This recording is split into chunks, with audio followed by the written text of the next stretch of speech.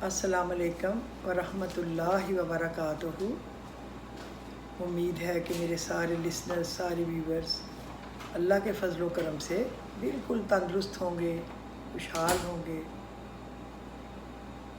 मज़े कर रहे होंगे। और आज मंडे है, बहुत सारे लोगों ने सुन्नत नबी सल्लल्लाहु अलैहि वसल्लम को मद्देनज़र रख के रोज़ा भी रखा होगा, और बहुत सारे हैं वो वैसे इबादत कर रहे होंगे जैसे भी है। कोई अपने और बिज़नेस के, जॉब के कामों में बिज़ी होगा।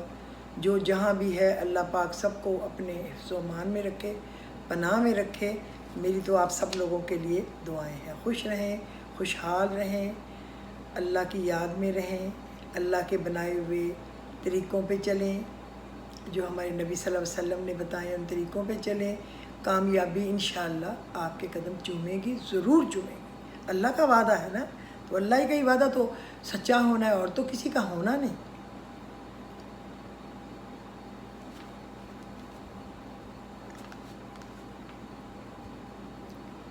अल्लाह पाक आपके ईमान में इजाफ़ा फ़रमाए, खुश रखे, परेशानियों से बचाए, किसी का मोहताज ना करे, हमेशा अपनी पनाह में रखे। अल्लाह तबारक व तआला आपको सलामत रखे, आपकी तमाम मुश्किलात को आसानियों में बदल दे, और हमेशा कल्बी सुकून दे, कशादा रिज़्क़ दे, अच्छी सेहत दे, वसी इल्म दे, आला फ़हम अता फ़रमाए। ऐ मेरे परवरदिगार, आज के पुरफ़ज़ीलत दिन मेरे तमाम प्यारों की दुआओं को कबूल फ़रमा, इनकी ज़िंदगियों को अपनी रहमत के ख़जानों से भर दे। अल्लाह आपको ज़िंदगी की हर खुशी और हर नेमत अता फ़रमाए। आमीन इलाही सुम्मा आमीन। ख़ुद को अल्लाह की रज़ा में अगर राज़ी कर लिया जाए ना, तो ज़िंदगी बड़ी आसान हो जाती है। अल्लाह की रज़ा में राज़ी रहना सीखें, अपनी ज़िंदगी को पुरसुकून बना लें। कोई मुश्किल आए तो इसको आजमाइश समझ कर इस पर सब्र कर लें। बड़ी से बड़ी परेशानियों में भी अपने रब का शुक्र अदा करना मत भूलें। लोगों को मुआफ़ कर दिया करें कि अल्लाह बेहतरीन हिसाब करने वाला है। अल्लाह की रज़ा यही है कि इसके सामने सर तस्लीम ख़म कर लिया जाए और सब्र व शुक्र के साथ ज़िंदगी बसर की जाए। या अल्लाह हम सब से राज़ी हो जा। आमीन सुम्मा आमीन।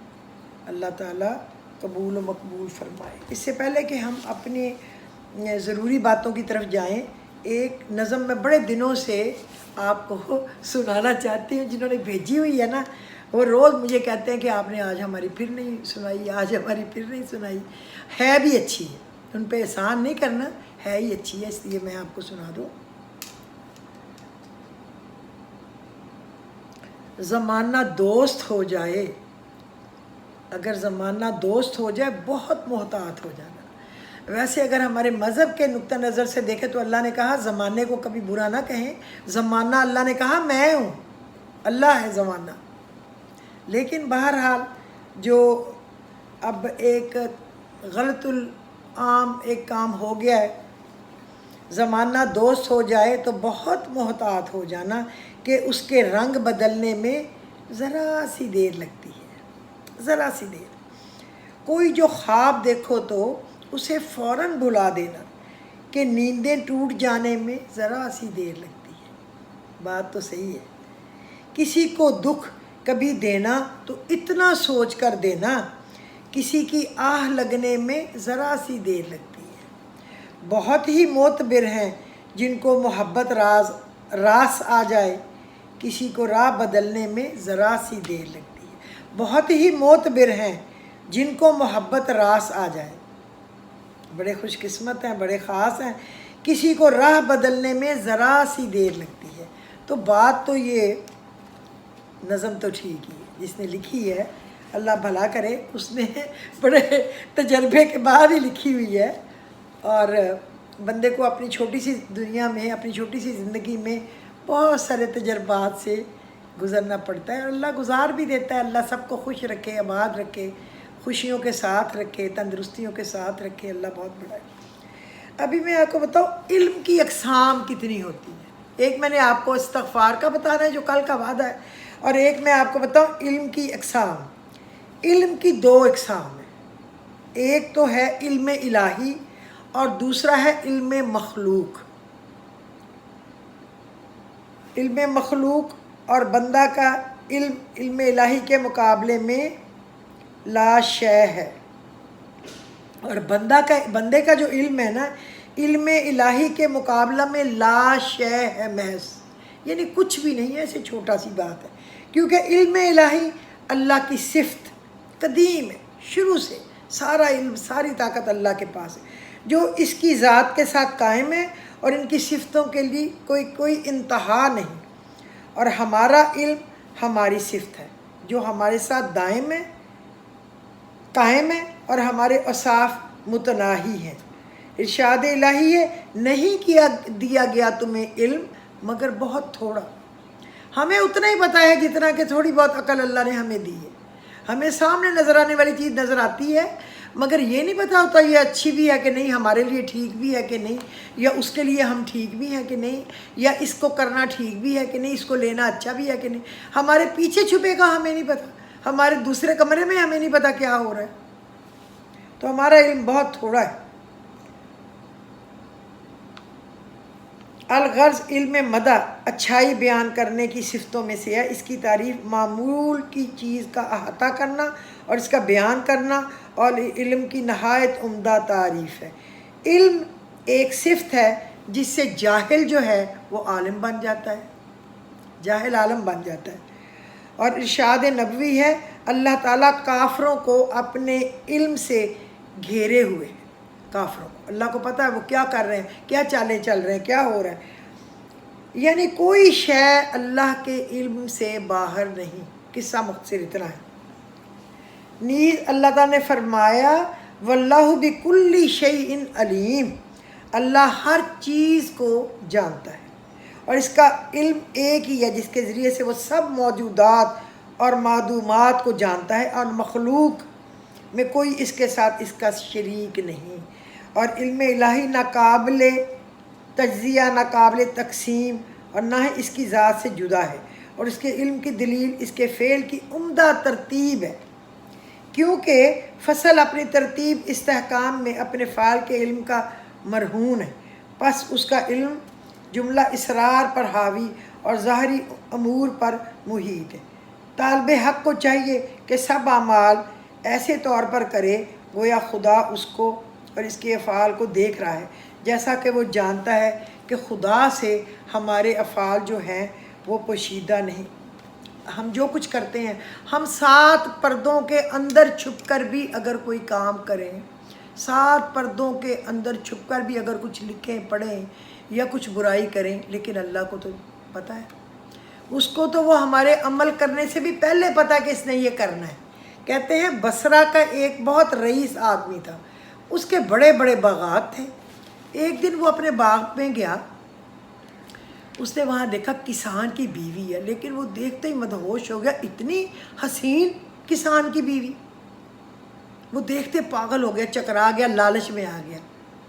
اور مرد بیسیکلی ہوتے زیادہ تر اچھے بھی بہت ہوتے ہیں، پیغمبر بھی مرد تھے، ولی بھی مرد تھے، عورتیں بھی بری ہوتی ہیں، لیکن مرد جو ہے نا بے حیائی کے کام میں ذرا جلدی دوڑتے ہیں. پتہ نہیں کیا ان کی فطرت میں. اس نے جب دیکھا کہ بڑی حسین عورت ہے، اس نے اس کے خاوند کو کوئی بہانہ بنا کے کسی کام کے لیے بھیج دیا، فلانا کام کراؤ، فلانی چیز لے آؤ، فلانی چیز دے آؤ. اس بندے بیچارے کو کیا پتا کہ اس کی نیت میں کیا خلل ہے. اور اس کی بیوی کو پیچھے کہتا ہے کہ جلدی جلدی سارے دروازے بند کرو. اب وہ ان کا مالک ہے، وہ اس کی معمولی سی بیچاری ایک کمزور سے کسان کی بیوی ہے، وہ پریشان ہو گئی. دروازے بند کر لو سارے. استغفر اللہ. اللہ کبھی کسی کو یہ وقت نہ دکھائے نہ سنائے. اس نے کہا میں دروازے تو بند کر دوں گی صاحب، لیکن ایک دروازہ میں بند نہیں کر سکتی. اس نے کہا بھئی وہ دروازہ کون سا ہے جو تم بند نہیں کر سکتی؟ کہنے لگی وہ دروازہ ہے جو ہمارا دروازہ اللہ کی طرف، اللہ کا دروازہ ہماری طرف کھلتا ہے، وہ تو نہیں میں بند کر سکتی، وہ تو کھلا رہے گا. جب وہ کھلا ہے تو پھر باقی چیزیں تو نشر ہو رہی ہیں نا، پھر لکھی جا رہی ہیں. یہ لکھ رہے ہیں 2 فرشتے، اور مووی بن رہی ہے ہماری. استغفر اللہ. تو پھر وہ کانپ گیا، اس نے توبہ کی اور وہ وہاں سے چلا گیا. اللہ سب کو नेकी की, हया की समझ दे। और हया बहुत बड़ी दौलत है। आप यकीन करें, हया बिकती नहीं है, ये वदीयत होती है। अच्छी सोबत में बैठेंगे, अच्छे दोस्त, अच्छे रिश्तेदार, अच्छा घर का माहौल, हया आएगी। बेहया दोस्त, बेहया साथी, बेहया माहौल और बेहयाई घर में तो बंदा उधर राग़ब हो जाता है। इंसान का कसूर नहीं है, शैतान उसके नफ्स अंदर बैठा है ना, चूंच रख के उसके नफ्स पे, बस वो बहक जाता है। अल्लाह माफ़ करे, अल्लाह हमें सीधे रास्तों पे चलाए। ज़िंदगी एक दफ़ा है और फिर इम्तहान है, आगे फिर जन्नत या दोज़ख है। पहले कब्र है, उसके बाद बरज़ख है, फिर ऊपर है। पता नहीं, अल्लाह ही हमें माफ़ करे और हमें सीधे रास्ते पे चलने की समझ अता फरमाए। कहते हैं हज़रत हातम अस्तम रहमतुल्लाह अलैह ने फरमाया कि मैंने 4 इल्म अख्तियार करके आलम के बाकी तमाम इल्मों से निजात हासिल कर ली। 4 इल्म मैंने हासिल कर लिए और आलिम के 4 इल्म अख्तियार करके आलिम के बाकी तमाम इल्मों से मैंने निजात हासिल कर ली। लोगों ने पूछा कि वो 4 इल्म कौन से हैं जिससे आपको निजात मिल गई?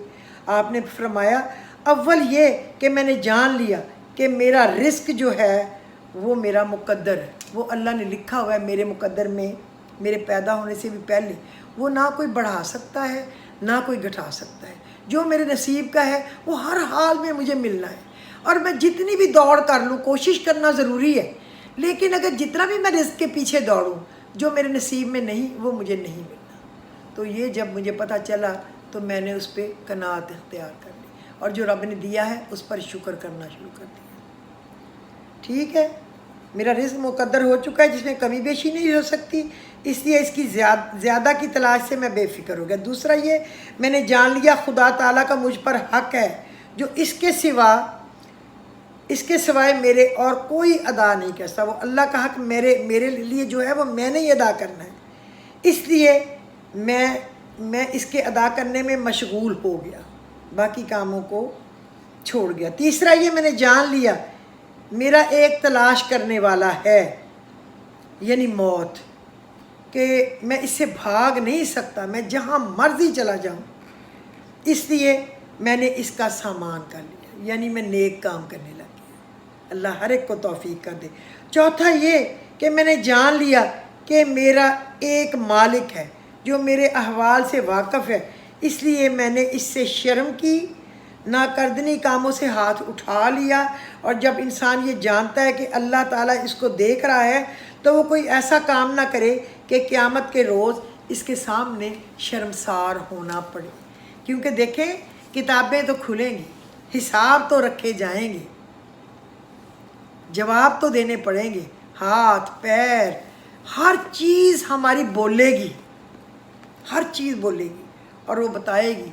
आंखें कहेंगी इसने क्या देखा था मुझसे काम लेके, ज़बान कहेगी क्या इसने क्या क्या तोहमत लगाई या क्या क्या चुगली की, पैर बोलेंगे हमें फ़लाने गुनाह के लिए लेके गया, हाथ बोलेंगे इसने मुझसे फ़लानी ज़्यादती कराई, जिसने कत्ल किया उसका हाथ बताएगा कत्ल कराया, जिसने लूटा वो बताएगा मुझे चोरी करने लूटने पे लगाया, जिसने बेगैरती के कामों के लिए हाथों को ज़बरदस्ती औरतों को पकड़ने पे इस्तेमाल किया, ये हाथ बोलेंगे। तो क्या मुंह दिखाएगा वो शख्स, क्या दिखाएगा वो शख्स? वो चाहे औरत है, अगर वो औरत है और किसी औरत का घर ख़राब कर रही है, उसके बेटे को या उसके खामद को या उसके भाई को या उसके बाप को ख़राब करके क्या जवाब देगी? अल्लाह ताला हम सबको सीधे रास्ते की समझ अता फरमाए। तो अब मैं आपको इस्तग़फ़ार का वो बताऊं जो मैंने आपको कहा था, सूरह नूह की आयत नंबर 9 है, इस्तग़फ़िरू रब्बकुम इन्नहु कान गफ़्फ़ारन युरसिलिस समा अलैकुम मिदरारम व युमदिदकुम बि अमवालिन व बनीना व यजअल लकुम जन्नातिन व यजअल लकुम अनहार। ये आयत है ना, तुम अल्लाह से इस्तग़फ़ार किया करो और अल्लाह बड़ा गफ़ूर रहीम है, माफ़ फरमाने वाला है। अस्तग़फ़िरु रब्बकुम इन्नहु काना गफ़्फ़ारा, यहाँ तक तो हो गया ना। अस्तग़फ़िरु रब्बकुम इन्नहु काना गफ़्फ़ारा युरसिलिस समा अलैकुम मिदरारम, वो तुम पर शराटे का मींह भेजेगा। व युमदिदकुम, بھی اموال و بنین، اور تجھے مال دے گا اور بیٹے دے گا، وَيَجْعَلْ جناتٍ وَيَجْعَلْ انہار، اور تمہارے لیے باغات بنا دے گا اور نہریں بہا دے گا۔ کتنی بڑی دعا ہے اگر ہم یہ پڑھا کریں استغفار۔ سورہ نوح کی آیت نمبر 9۔ کوشش کریں صبح شام ایک تسبیح پڑھ لیا کریں، کوشش کریں کہ ہر نماز کے بعد بھی اس کو 7 دفعہ 9 دفعہ 11 دفعہ 21 دفعہ کچھ دفعہ پڑھ لیا کریں، بہت بڑی دعا ہے استغفار بھی۔ تو ایک دفعہ کہتے ہیں حسن بصری کے پاس کوئی آدمی آیا، اس نے کہا کہ میں بہت پریشان ہوں اس لیے کہ میرے پہ قحط، میرا غربت سے برا حال ہے۔ اس نے کہا غربت ہے، نہیں قحط سالی کی شکایت تھی۔ اس نے کہا بہت قحط پڑا ہوا ہے، کچھ کھانے کو نہیں مل رہا، کدھر جائیں کہاں سے کھائیں؟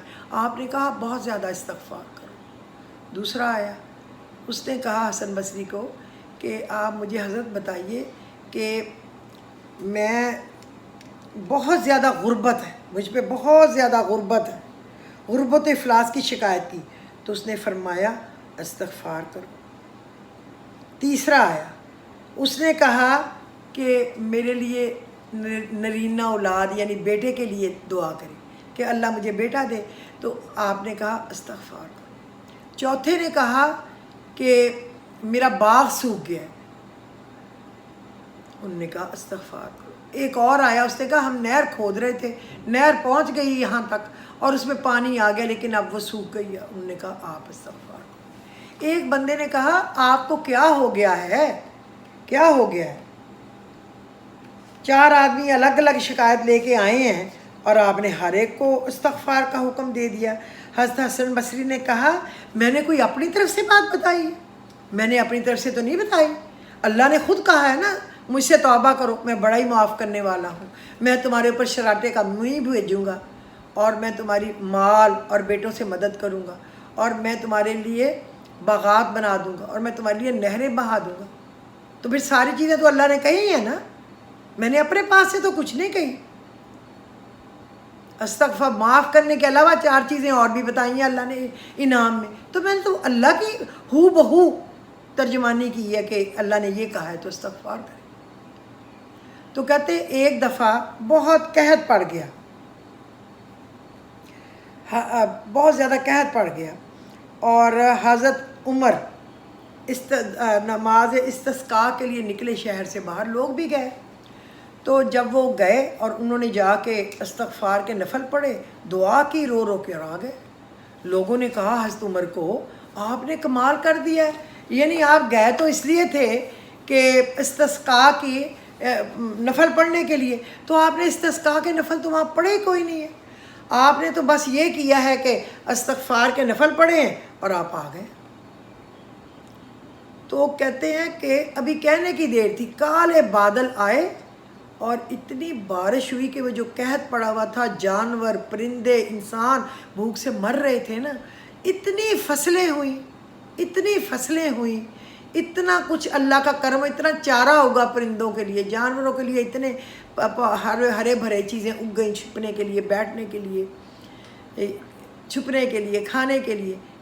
ایسا مدینہ منورہ میں کبھی اتنی زیادہ اچھی فصلیں اور اتنی اچھی زیادہ بارش نہیں ہوئی تھی استغفار پر، نماز استغفار پڑھنے۔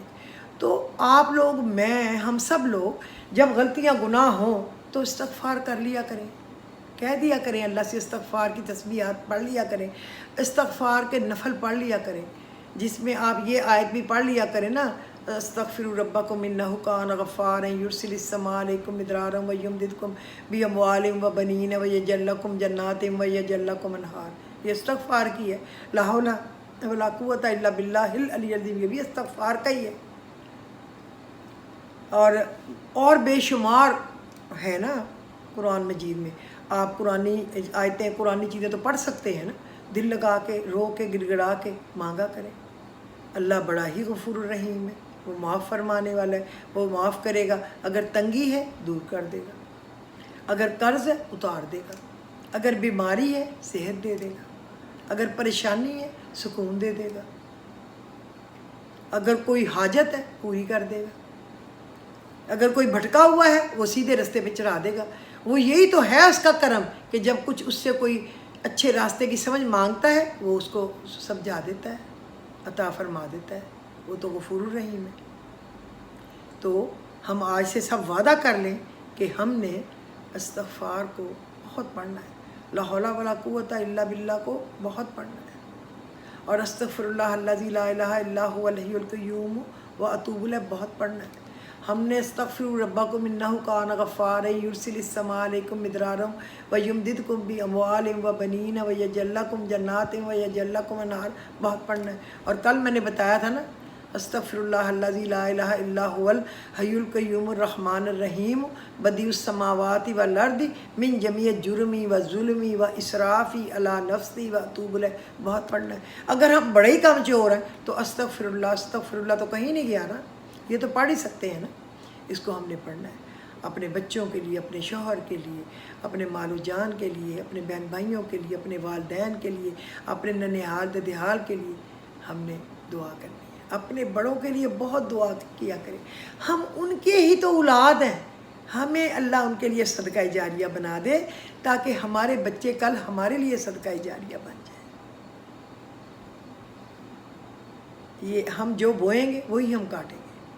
اگر ہم ایک کھیت لے کے اس میں وہ کانٹے بو دیں تو ہم کہیں یا اللہ آم لگ جائیں، یا اللہ کھجوریں لگ جائیں، یا اللہ کنوں مالٹوں سے بھر جائے، اگے گے نہیں نا، کانٹے ہی اگے گے۔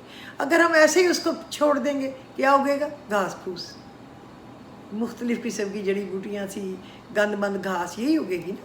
جو بونا ہے وہی کاٹنا ہے، اچھا بوئیں تاکہ ہمیں اچھی فصل کاٹنے کو ملے۔ اپنے بچوں پہ توجہ دیں، ان کو بہت محبت دیں، ان کی جائز ضروریات کو پورا کریں، اور کسی چیز سے روکنا ہے ڈانٹے نہیں، محبت، سب سے بڑا علاج محبت ہے، پیار سے، محبت سے، عزت سے ان کو سمجھائیں اور وہ سمجھ جائیں گے انشاءاللہ تعالیٰ۔ اللہ ان کے نصیبوں کا بہت دیتا ہے، بچے بھی درویش ہوتے ہیں۔ آپ بچوں کو کچھ دیتے ہیں نا، اللہ آپ کو اس سے کہیں دیتا ہے۔ میں نے کئی دفعہ دیکھا ہے، بچوں کو اپنی خوشی سے پیسے دے دو کچھ زیادہ، بندہ کہے میں نے زیادہ خرچ کیا، اگلے منٹ کہیں نہ کہیں سے آ جاتے، اللہ دے دیتا ہے، اللہ تو رکھتا نہیں ہے۔ تو آپ اپنے ہر رشتے کا، تقدس کا خیال رکھیں، اللہ سے ڈریں، نمازوں کو قائم کریں، قرآن پاک کی باقاعدگی سے تلاوت کریں، ہو سکے تو سوموار اور جمعرات کا روزہ رکھیں، اور نہیں تو 13، 14، 15 کا رکھیں، ساری عمر گویا روزے رکھنے کا ثواب۔